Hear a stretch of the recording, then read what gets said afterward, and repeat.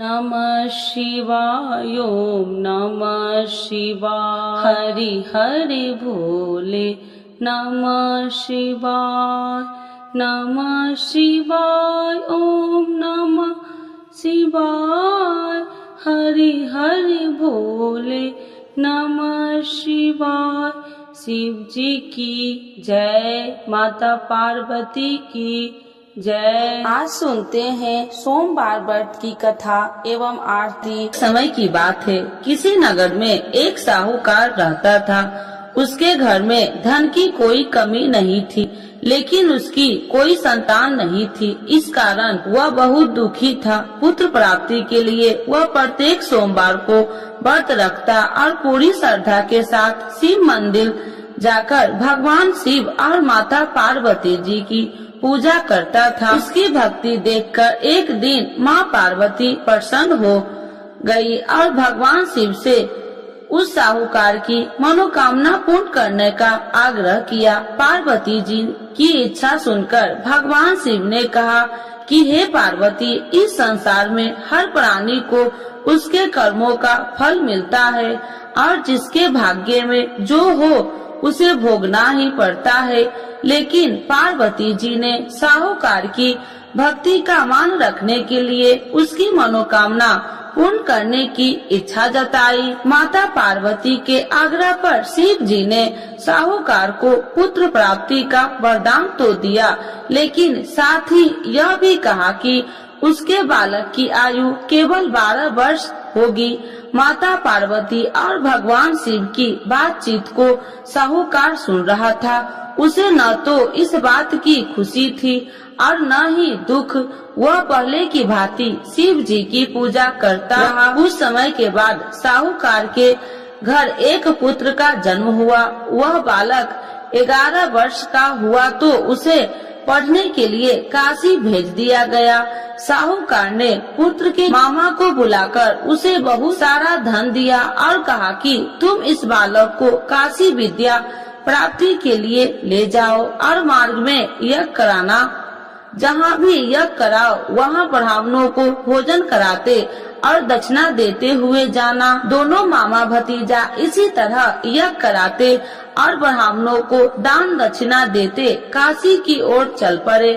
रात में एक नगर पड़ा, जहाँ नगर के राजा की कन्या का विवाह था, लेकिन उस राजकुमार से उसका विवाह होने वाला था। वह एक आंख से कन्हा था। राजकुमार के पिता ने अपने पुत्र के कन्हा होने की बात को छुपाने के लिए एक चाल सोची। साहूकार के पुत्र को देखकर उसके मन में एक विचार आया। उसने सोचा क्यों न इस बालक को दुल्हा बनाकर राजकुमारी से विवाह करा दूं। विवाह के बाद इसको धन देकर विदा कर दूंगा और राजकुमारी को अपने घर जाऊंगा। लड़के को दूल्हे के वस्त्र पहनाकर राजकुमारी से विवाह कर दिया। लेकिन साहूकार का पुत्र ईमानदार था। उसे यह बात अन्याय संगत नहीं लगी। उसने अवसर पाकर राजकुमारी की चुनरी के पल्ले पर लिखा कि तुम्हारा विवाह तो मेरे साथ हुआ है, लेकिन जिस राजकुमार के संग तुम्हें भेजा जाएगा वह एक आंख से कन्हा है। मैं तो काशी पढ़ने जा रहा हूँ। जब राजकुमारी ने चुनरी पर लिखी बातें पढ़ी तो उसने अपने माता पिता को यह बात बताई। राजा ने अपनी पुत्री को विदा नहीं किया, जिससे बारात वापस चली गई। दूसरी ओर साहूकार का लड़का और उसका मामा काशी पहुँचे और वहाँ जाकर उन्होंने यज्ञ किया। जिस दिन लड़के की आयु 12 साल की हुई उसी दिन यज्ञ रखा गया। लड़के ने अपने मामा से कहा कि मेरी तबीयत कुछ ठीक नहीं है। मामा ने कहा तू अंदर जाकर सो जाओ। शिव जी के वरदान अनुसार कुछ ही देर में उस लड़के के प्राण निकल गए। मृत भांजे को देख उसके मामा ने विलाप शुरू किया। संयोगवश उसी समय शिव जी और माता पार्वती उधर से जा रहे थे। पार्वती भगवान से कहा स्वामी, मुझे इसके रोने के स्वर सहन नहीं हो रहा।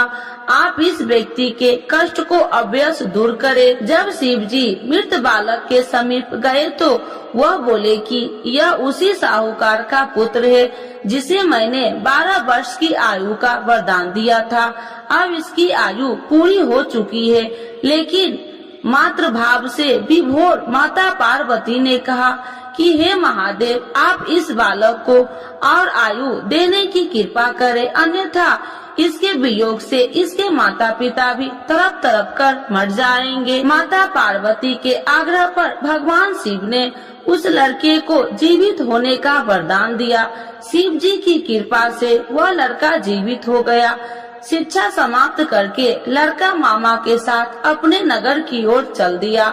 दोनों चलते हुए उसी नगर में पहुंचा जहां उसका विवाह हुआ था। उस नगर में भी उन्होंने यज्ञ का आयोजन किया। उस लड़के के ससुर ने उसे पहचान लिया और महल में ले जाकर उसकी खातिरदारी की और अपनी पुत्री को विदा किया। इधर साहूकार और उसकी पत्नी भूखे प्यासे रहकर बेटे की प्रतीक्षा कर रहे थे। उन्होंने प्रण कर रखा था कि यदि उन्हें अपने बेटे की मृत्यु का समाचार मिला तो वह भी प्राण त्याग देंगे, परंतु अपने बेटे की जीवित होने का समाचार पाकर वह बेहद प्रसन्न हुई। उसी रात भगवान शिव ने व्यापारी के स्वप्न में आकर कहा, हे श्रेष्ठ, मैंने तेरे सोमवार के व्रत करने और व्रत कथा सुनने से प्रसन्न होकर तेरे पुत्र की लंबी आयु प्रदान की है। इसी प्रकार जो कोई सोमवार व्रत करता है या कथा सुनता है और पढ़ता है, उसके सभी दुख दूर होते हैं और समस्त मनोकामनाएं पूर्ण होते हैं। तो एक बार बोलिए प्रेम से शिव जी की जय, माता पार्वती की जय। आरती शिव जी की। ओम जय शिव ओमकारा, स्वामी जय शिव ओमकारा, ब्रह्मा विष्णु सदा शिव अर्धांगी धारा। ओम जय शिव ओमकारा, एकानन चतुरानन पंचानन राजे, स्वामी पंचानन राजे, हंसासन गरुड़ासन विश्वाहन साजे। ओम जय शिव ओमकारा, दो भुज चार चतुर भुज, 10 भुज अति सोहे, स्वामी 10 भुज अति सोहे, त्रिगुण रूपिणी रखिते, तिरुबनि जन मोहे।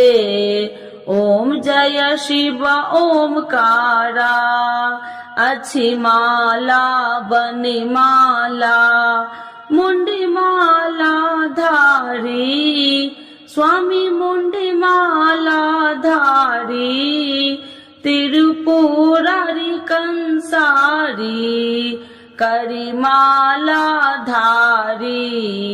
ओम जय शिव ओमकारा, श्वेतांबर पीतांबर बाघांबर अंगे, स्वामी बाघांबर अंगे, सनिकादिक गरुणादिक भूतादिक संगे।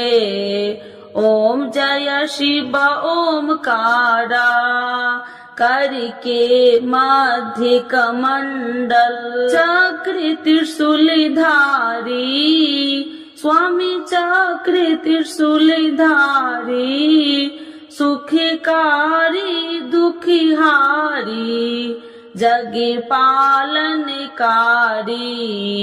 ओम जय शिव ओमकारा, ब्रह्मा विष्णु सदा शिव जानति अविवेका, स्वामी जानति अविवेका, मधु कैटभ दो मारे, सुर भयहीन करे। ओम जय शिव ओमकारा, लक्ष्मी व सावित्री पार्वती संगा, स्वामी पार्वती संगा, पार्वती अर्धंगी, शिव लहरी गंगा। ओम जय शिव ओमकारा, पार्वती सोहे पार्वती शंकर कैलासा, स्वामी शंकर कैलासा। भांग धतूर का भोजन भस्मी में बसा। ओम जय शिव ओमकारा, जटा में गंगा बहती है, गले मुंडन माला, स्वामी गले मुंडन माला। शेष नाग लिपटावती, ओढ़त मृग छाला।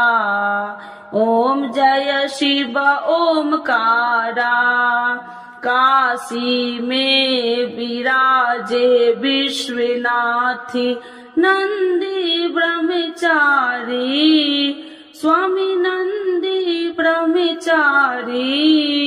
नित्य उठी दर्शन पावती, महिमा अति भारी। ओम जय शिव ओमकारा, त्रिगुण स्वामी जी की आरती जो कोई नर गावे, स्वामी जो कोई नर गावे। कहत शिवानंद स्वामी, मन वांछित फल पावे। ओम जय शिव ओमकारा, प्रभु हर शिव ओमकारा। शिव जी की जय, माता पार्वती की जय।